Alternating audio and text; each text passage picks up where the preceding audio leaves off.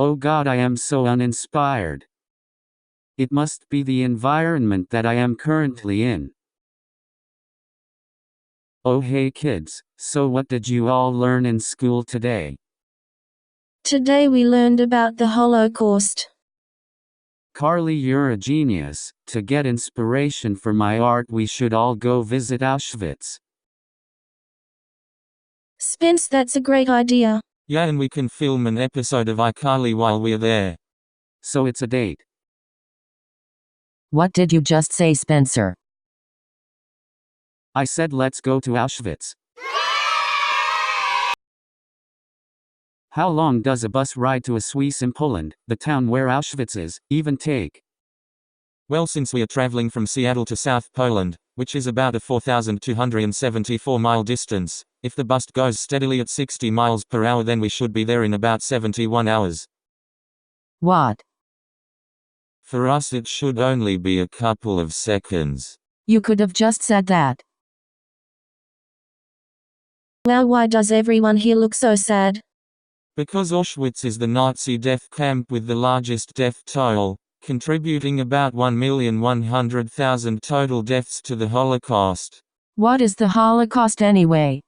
Well, the word Holocaust is derived from the Greek holocauston, a translation of the Hebrew word olah, meaning a burnt sacrifice offered whole to God. It refers to the time in history from 1933 to 1935. It was during this time that the German Nazi Party persecuted European Jews and other groups. What even is a Nazi? Nazi is short for the National Socialist German Workers' Party, basically a group of antisemitics who believed Jews were a menace to the German society. Wait, so how many people actually died from the Holocaust? 6 million Jews were killed, 1.5 million of which were children. That's not even counting the millions that died who weren't even of Jewish descent. Wow, that's so sad. Wow, Freddy, you are so cute when you are telling us Holocaust facts. Let's just go inside. Oh hey Lubert, what are you doing here? I'm a doorman at Auschwitz on the side. What are you doing here? We are here to get inspiration for my art. And to film an episode of iCarly. Oh yeah, well then I am not going to let you through. You will let us through or else. Or else what, kid?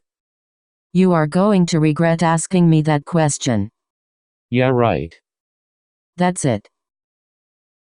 Oh my god, Sam, you killed Lubert. Kenneth nerd, or else you're next.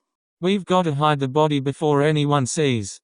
Freddy, you're so smart. Come on, let's go before anyone sees.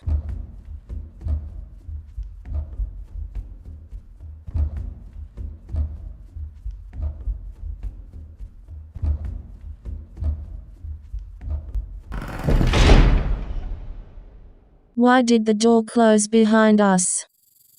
And what is that weird noise coming from the ceiling? I sure hope it isn't Zyklon B, the chemical infamously used in the gas chambers during the Holocaust.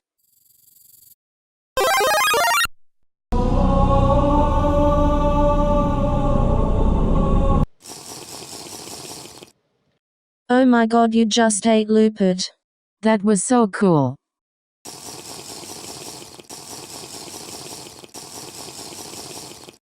Look, he even broke down the door. So cool. Let's get out of here, gang. But wait, this could be the perfect location for iCarly. Oh my god, you're so right. In 5, 4, 3, 2, 1. Hi, I'm Carly. I am Sam and I love fried chicken. And this is iCarly. And today we come to you live from Auschwitz concentration camp in Auschwitz in Poland. And you know what that mean? And what do that mean, Sam? That mean that we are gonna be the first ever random dance time in Auschwitz concentration camp ever.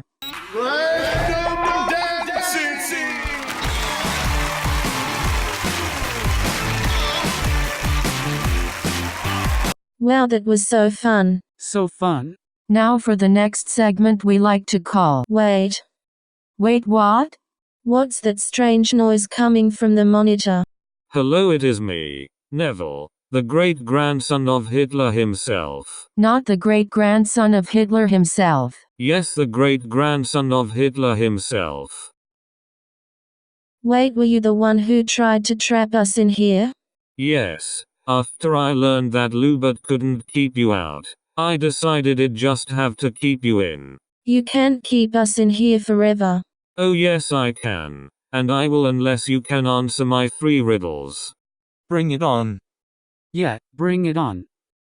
Alright, question 1. What are the 3 reasons it's important to study the Holocaust? Oh, I know this one. The first reason is human element. Each person who died was a unique human being with special hopes, wishes, feelings, and needs. Each person had parents, friends, and relatives. The second reason to study the Holocaust is our need to understand the past. People are trying to discover the cause of this human tragedy. How did this happen? Were there any warning signs? The philosopher George Santayana wrote that we must learn from history, for those who cannot remember the past are condemned to repeat it. The third reason is to discover responsibility. Before World War II, people believed that the world was becoming a better place. New technology was making life easier and more comfortable. Suddenly a civilized nation, Germany, began to ignore all the rules of civilizations. They started the most destructive war in history. The German government did these things and the German people were silent. The world had to face the fact that no nation is so civilized that it had no potential for evil. The responsibility falls on all the individuals of the nation and those who knew and did nothing. Okay, fine, I'll give you that one. The second question is, what led up to the Holocaust? After World War I, Germany was a disaster and in turmoil. People continued to die of starvation and disease. The nation's wealth had been spent fighting the war. The economy and spirit of Germany was destroyed. They needed someone to blame. They singled out the Jews. They became Germany's scapegoat, which is an innocent person, group, or race that is blamed for the general problems of society and is punished harshly for them. A man named Adolf Hitler, Oh great-granddaddy, emerged as the leader in the crusade against the Jews. As early as 1919, Adolf Hitler was prejudiced against the Jews. An irrational hatred of a person, group, or race, based upon a preconceived opinion or judgment is known as prejudice.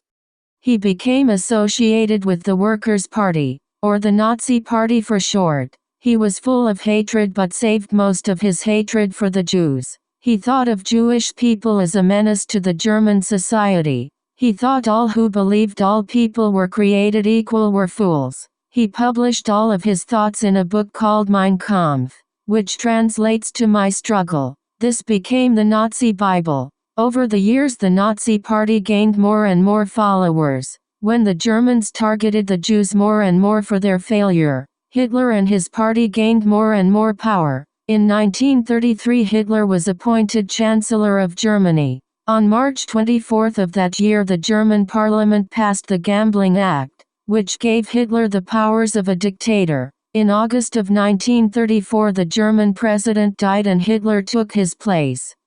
Wow, Sam, how do you know all of that? My mom only feeds me twice a year. Alright.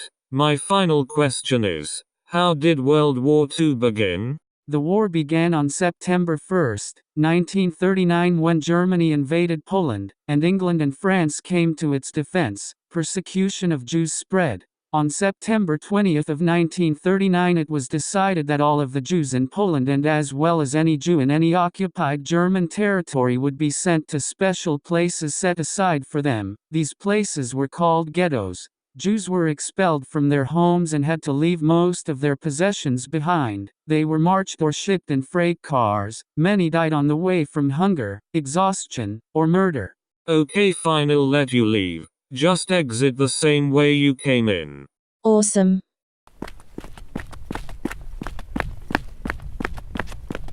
Can I help you, officer? Yes, you are all under arrest for the murder of Lubert the doorman.